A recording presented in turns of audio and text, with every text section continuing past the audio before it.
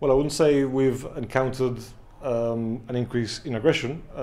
We've had a single incident this year where officers have boarded a vessel and we've had difficulty. In fact, an officer was injured in that case. It's not something that hasn't happened before. What we have had though is we've picked up signals, if you like, information, intelligence that smugglers were more willing to enter into confrontation with us if they saw that the merchandise or their contraband was under threat. So we've taken steps to address that. So it's not so much a question of an increase in the number of incidents, but of an increased possibility that these could turn violent. That's right. I mean, you touched upon the Spanish angle. You know that there have been quite a number of seizures on the Spanish side. There's been significant activity against some of the organised crime groups. So that must be having an effect on what's happening out at sea. They may be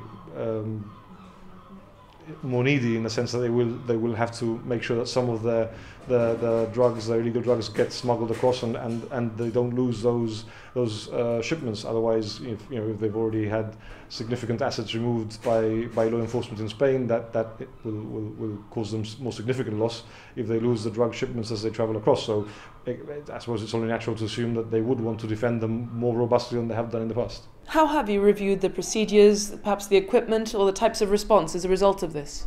Let me start by saying that our position, as far as the RGP is concerned, and I am sure that it's similar across the other law enforcement agencies in Gibraltar, the Gibraltar Defence Police and Customs, is to deter smuggling activity from, and we are talking really about organised drug smuggling across the straits from Morocco and into Spain. It's unlikely, and there is very little evidence of those drugs being brought into Gibraltar.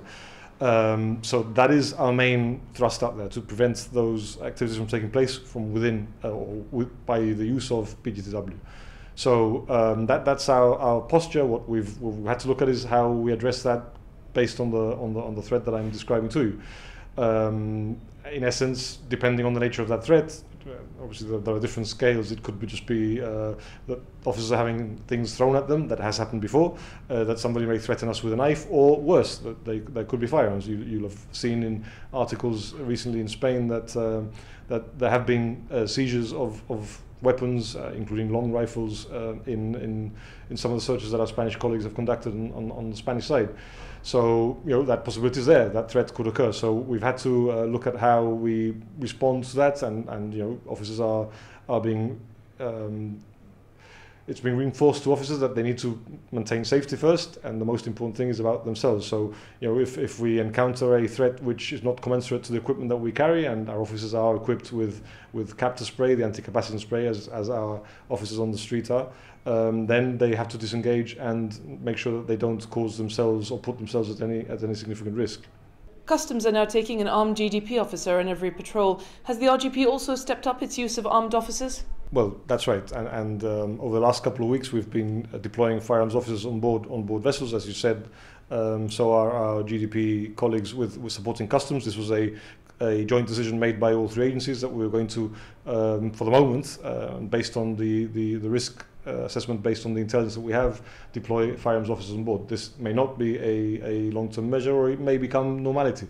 It is something that we will look and develop as we firm up information and intelligence based on conversations with colleagues in Spain and anything else that we may pick up.